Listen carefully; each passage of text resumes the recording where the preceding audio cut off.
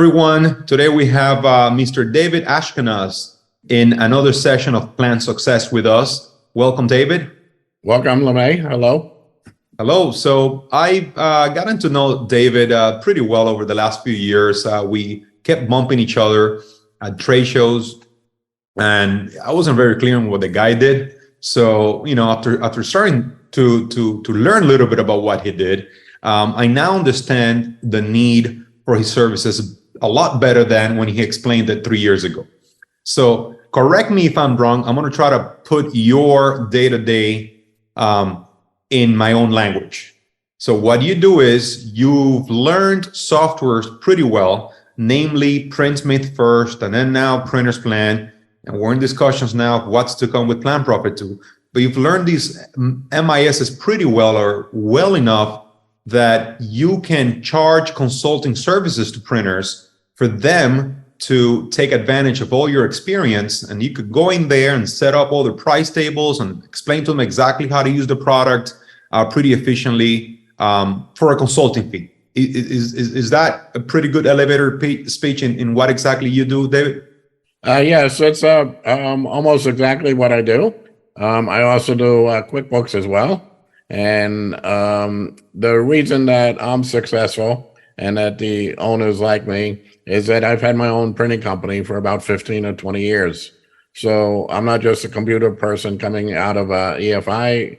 I actually have run my own printing business and can show you exactly how the software fits into your business.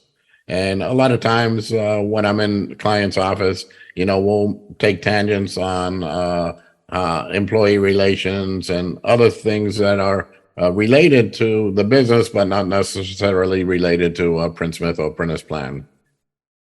And I have to think that us as software developers, you know, I put PlanProphet in that category, and I'm sure I'm speaking on behalf of PrintSmith and Printer's Plan too, but anything that anybody can do to make our software more sticky, meaning to make our software more useful to our audience, we would welcome it, right? So anything that can be done to make our product be more of a day-to-day dependency for whether it's billing or running your business, it just creates a lot more adoption within our platform.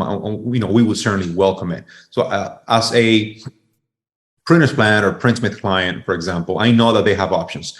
They can call directly those softwares that can provide them service, or they can call you too, right? Or they can go to online forums and try to learn it themselves. What do you think that makes them, you know, call you, for example? You know, what do you provide that's maybe different, not necessarily better or worse, but just different? Why, if I own a print shop and I've been using software X for many, many years, why do you think that I would benefit from calling you, David? Because I have the expertise of owning my own print shop. So when I show you something in PrintSmith or Printer's Plan, it's going to be the correct way to use it, but I'm also going to back it up on why and how it really affects your business using it this way versus not using it at all. And the tech support at Printer's Plan and PrintSmith are very well. They know, obviously, they know the program and they know what the program can do, but they haven't used it in a live situation of running your own business. And that's very important. It's just like if you hire an accountant, you know, the accountant might know 20 or 30 or 40 different fields.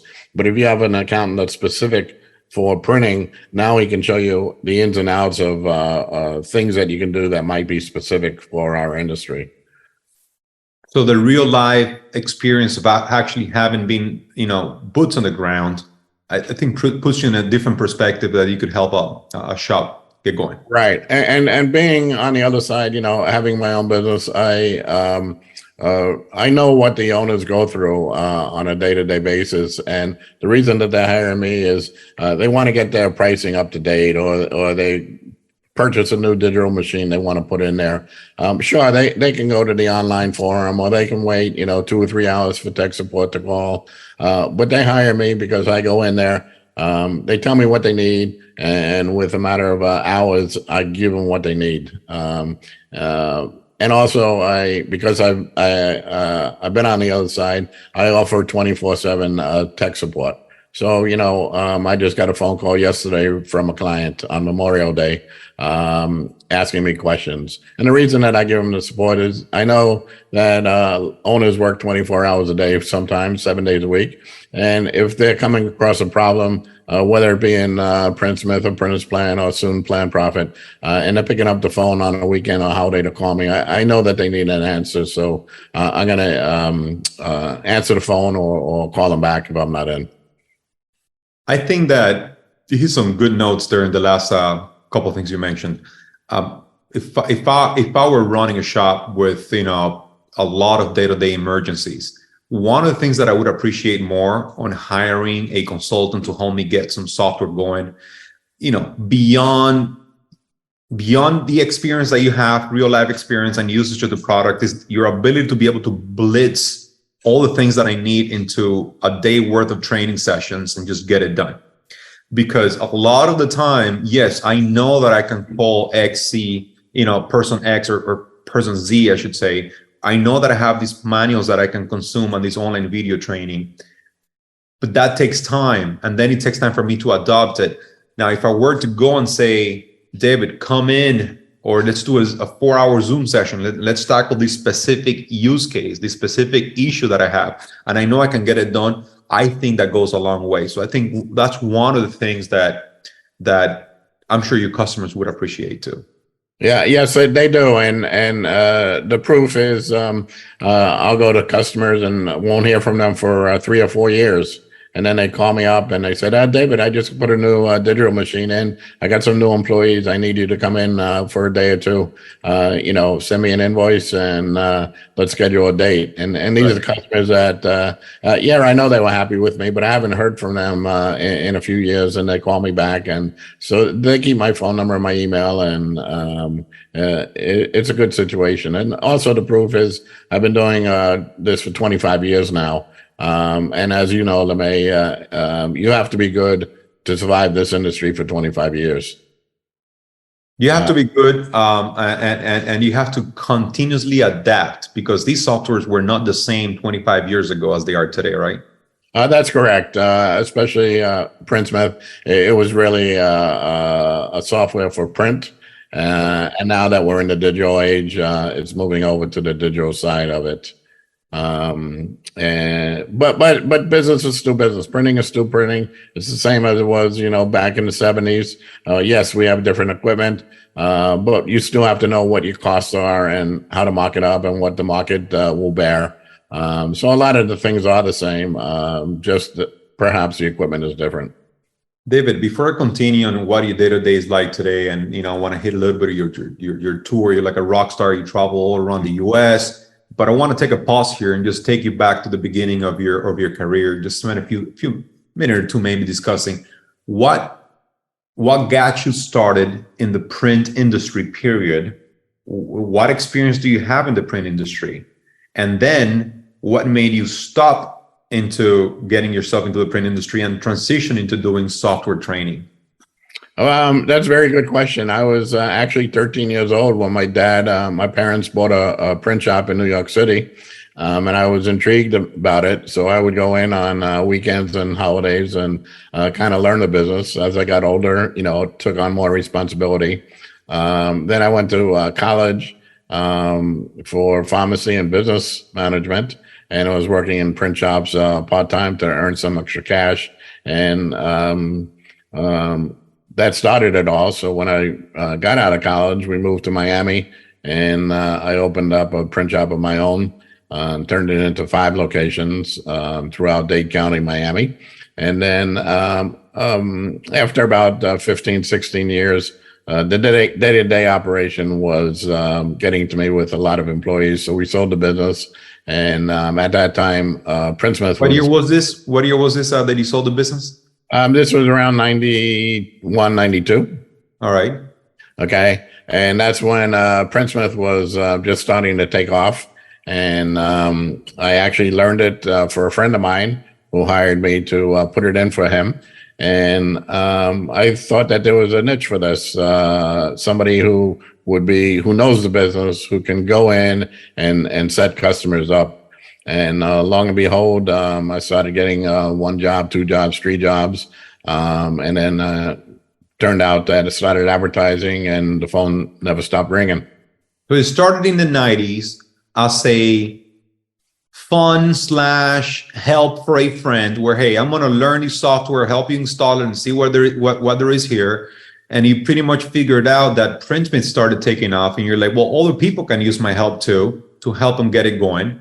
Right. I'm sure that PrintSmith then and now too, they had ability to help customers, right? Yes, they did have the ability to help customers, but it was kind of limited. In the fact that they were more interested in selling the software than having somebody come out. Because as you know, if somebody comes out, they're losing production time in the office. They're losing, if they're out on site for 2 days, they're losing 4 days, a day travel each way. I can perfectly I don't know what the word is, but I can perfectly put myself in the shoes of the person running PrintSmith then, because you're so dedicated to growth, and then adoption is equally as important, but you just don't have enough boots on the ground, especially when you're starting in those first, the first decade.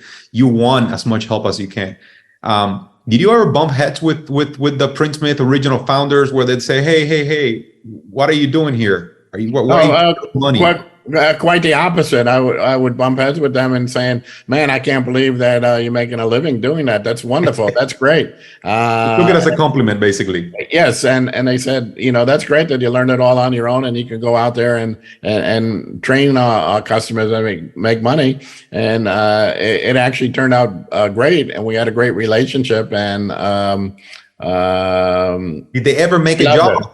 It made that job easier, because a customer would say, okay, I'll buy the software, but how am I going to install it? I don't have time. And they would just mention my name and, Did they ever make a job offer to you, David?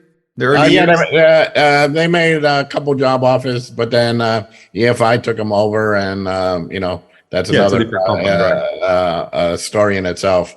But it's just like, you buy Excel or you buy QuickBooks, you buy it out of the package. QuickBooks doesn't offer training. They have seminars you can go to, or other QuickBooks consultants can train you, or, there are a lot of YouTube videos on the websites. Right. So, most software companies just want to sell the software and then move on. There's here at PlanProphet, there's a two-way battle that we're always trying to fight here. First, sales. That, of course, is the blood of any business startup. We still consider ourselves. We founded ourselves three years ago today. But then on the same note, adoption is equally as important, because we do nothing with selling 150 new print shops a year, PlanProphet, and then losing 100, right?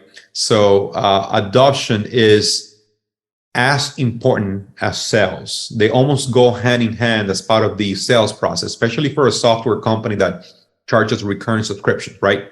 Because you're only as good as the next month worth of billing cycle. If you don't keep your client the next month, it's almost like you're back to square one. So we can appreciate adoption, and that's where we see you come in, the adoption stage of a software, right? Yes. And, what I tell my clients, they might have bought a PrintSmith, 2 years ago, and it's still in the box because they've been busy. They've been putting out fires and they haven't had time to do it. And they're looking to buy another software. And I say to them, why buy another software if you're not using the one you presently have? So let's get this up and running and start using it. Likewise, a lot of customers will say, well, I've been using PrintSmith for 5 years and it's not doing what I needed to do. And I'm looking at another software company. And again, my answer to them is, why don't you have me come in for a couple of days and you tell me what it's not doing and I'll show you how it can do it.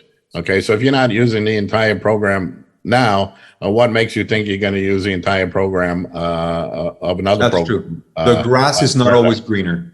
Right. And I have testimony from customers who, ditched PrintSmith and bought a $50,000 program.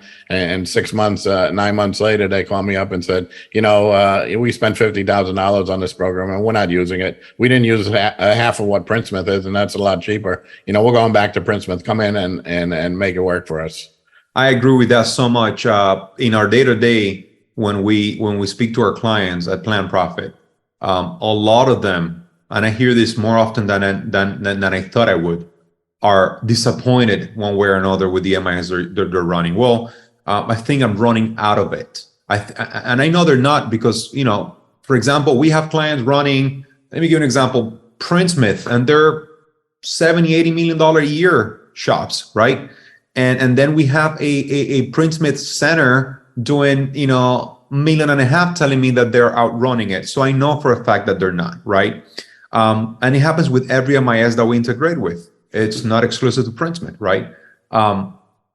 I always try to convince them the same way that you're doing now, that the grass is not always greener, to do the best you can and getting the most out of whatever MIS they have, whether it's Printer's Plan or PrintSmith or Presswise or whatever it is that you're using, because there's so much pain and loss of efficiency for X number of months, if not years, when you do that transition, that you have to be really sure that that's the right step for you.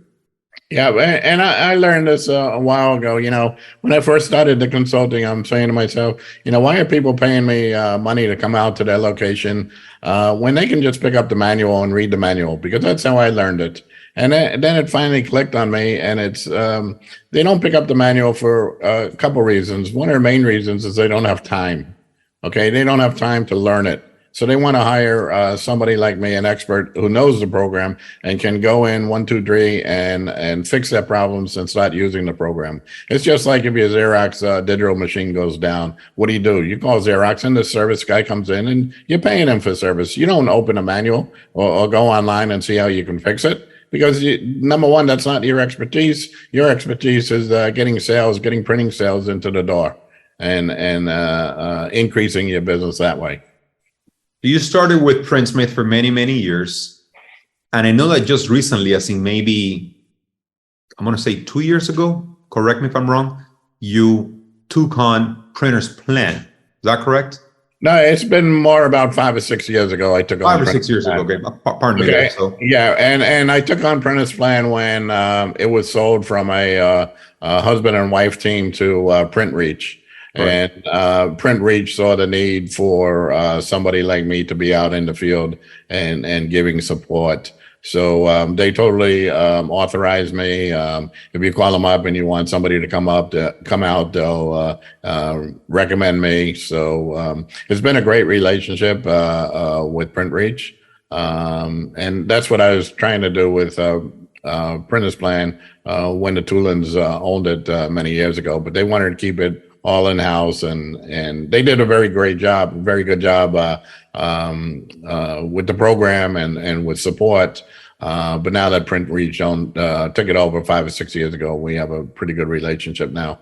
So David, you have, I would say from 1 through 10 expertise level usage in PrintSmith.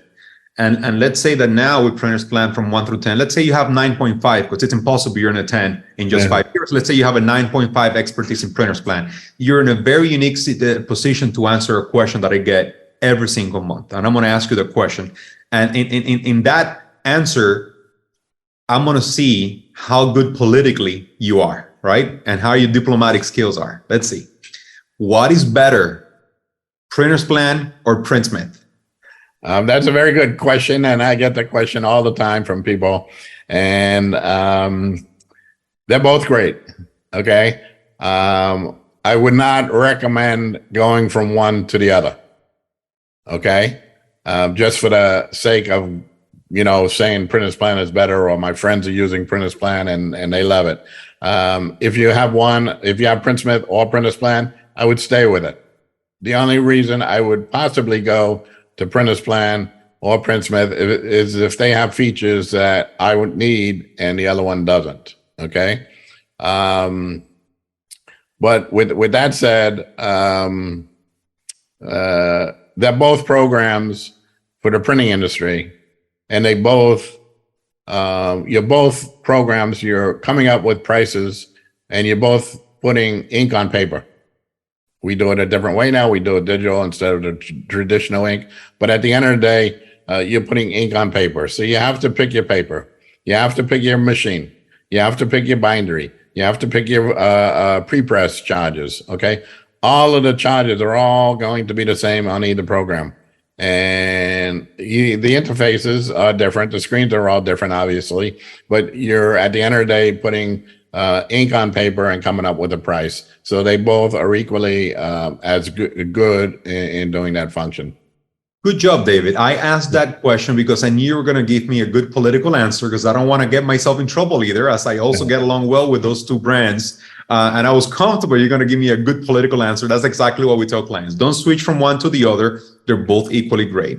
And I do want to remind those watching that we're also now integrating in PlanProphet with EPMS, Enterprise Print Management, followed by Presswise, and then Corebridge sometime before the year's over too. So we keep growing the number of print jobs. That will also be bringing a lot of political answers every time you ask them which one is best, because it's not our job to recommend or endorse one versus the other. It is your job to remain in Switzerland and help you get the most you can out of whatever MIS you have.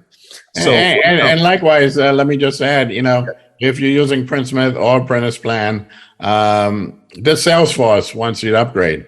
So they want you to, on the PrintSmith side, they want you to move to ePace, or on the PrintSplan side, they want you to move to Midnight. Okay. And I tell customers, why move unless it's giving you something more that you need. And unless you're using the whole program right now to its fullest extent, there really is no need to do it, to move.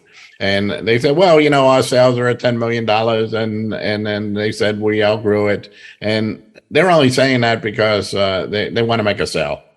Okay. I have customers that are at 20 million, $25 million using PrintSplan and PrintSmith. And it's running fine. It's just like a car. You got a 4-passenger car. Why move up to a 6-passenger car if you're not going to use the extra? Certainly, David. If it ain't broke, don't fix it. Right? That's true. There are scenarios where I have found some of our users that have had to make a transition into other MISs for very specific reasons. They need a very specific use case that whatever MIS they're using today just can't solve, right? But again, it's not as common as customers think that it would be, right? So let me transition into the last phase of my conversation. How does your day-to-day look like? Tell me a little bit about your tour, your travel schedule, and do you see clients outside of your travel schedule too on a case-by-case basis? Do you see clients on Zoom? How does it work? Well, Zoom is a good network, but I feel the best way for a client to get the best use of his money is for me to be on site, interacting with them, and going out to lunch with them.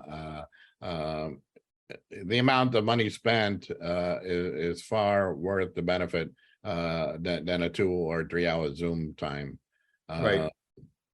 Like I just did a Zoom last night for 3 hours, and every 10 or 15 minutes I was saying, any questions? Is everybody here? Because I didn't hear from them. I'm just talking into my computer. So on site, you get a better interaction with people. And sometimes they don't even share cameras, right? Those are the worst. Yes, correct. You feel like you're talking to yourself, right? So I publish a email blast every month, and in the email blast I list the cities that I'm going to go to in the next couple months. So if somebody's in the city and wants to use me, I always give them the benefit of the doubt, so I don't charge them like for travel expenses twice. I only charge it for once. And my typical day, is I'll get there the night before, the afternoon before, and then prepare for my 2 or 3 day session. And it goes on from 8 to 5. And I don't come with an agenda. Many people want to say, well, can you send me your agenda before you get here so we can prepare? And I don't come with an agenda because the reason is I'm there for the user, and whatever the user needs are. So if I had my agenda and we covered 1, 2, and 3, and then I left, and the user wanted me to touch upon 4, 5, and 6, well, then the visit was a failure. So I put it on the users on tell me what you specifically want, and if they tell me 4, 5, and 6, and then usually we'll touch on 1, 2, and 3 as well. So I'll go I'll add stuff to it as we're going along. And most of the visits, I should say, 99%, maybe 100% of my visits are very successful. They all, like my knowledge, both the software and the printing industry. And I have to say that they probably get their money's worth over and over. So I'm going to ask the same question to you now. You're going through at the moment a pretty long and in-depth training process with PlanProphet to get certified by PlanProphet for you to be able to train people on a one-on-one basis too. And, as such, we would give you continuous training to access to our software so you could provide direct knowledge on these trips to your clients. How's the process going, and what made you feel like this was the next software, the right move for you to start then providing PlanProphet consulting in addition to PrintSmith and Printer's Plan? Well, as you know, Lemay, I have been doing it for 25 years, so I have a long client base, and my clients tend to listen to me. They take my advice. They know what I'm talking about. And when you came on with your PlanProphet, I kind of pushed you away for a while because I didn't know who you were. And I didn't know if what the product you had was legit or not. And I didn't want to go and offer and say to everybody, oh, yeah, this is a great product without looking at it. And, over the years, we got to know each other. And I see not only what you're doing, but I get the interaction from your customers, who many are my customers. And they love the product. And I then said, well, okay, this product is here to stay, and I should embrace it. And that's what I'm doing now. So I'm in the middle, as you said, doing my training. And probably by midsummer or by Labor Day, I should be ready to tackle the customers one-on-one. And it can be combined with a PrintSmith training or plan or a Printer's Plan training. So we can do, 2 days of PrintSmith and 1 day of PlanProphet. So I'm already there on site. So it's just the extra daily fees. So hopefully starting in Q4 this year, if you're watching now and you know David or you just started to learn David, I strongly suggest you reach out to him. It's David Ashkenaz. We're going to make sure to put David's information as part of this video somewhere. I strongly recommend that whether you think you need David here today or not, that you reach out to him so he can add you to his newsletter. He does send a monthly newsletter with like updates on the software that he works with, etc. And he shares his travel schedule. So one of the things that's in it for you, if you want a personalized adoption or personalized session with somebody to go into your shop now and spend some time with you, training or activating PlanProphet workflows or reports or dashboards or anything that you may need, I think David's going to be in a good scenario, good case to help you with that. Again, PlanProphet endorses David. We don't get paid by David at all, right? Right. Really, so it's a literally an arm's length transaction between you and David. We don't get involved, but again, going back to the beginning, anything that anybody in the world can do to make PlanProphet more sticky, more useful to our audience, we certainly welcome it a lot, because it means that the chances of our product bringing more value, it's going to be that much greater when things that are not being used today start being used tomorrow, right? So that's kind of like what's in it for us, and that's what we endorse. Anyone that wants to be, a PlanProphet consultant, somebody that wants to be an expert user and charge for that, great. Again, we take it as a huge compliment that somebody can bring added revenue with the software that we created, right? It's a huge compliment to us. So David, any last words before we wrap it up? It was great talk. No, it was great talking to you. And, hopefully by Q4, we should be up and running. And I look forward to helping your customers. Looking forward to having you. Thank you so much for your time, Mr. David Ashkenaz. Thank you. Thank you.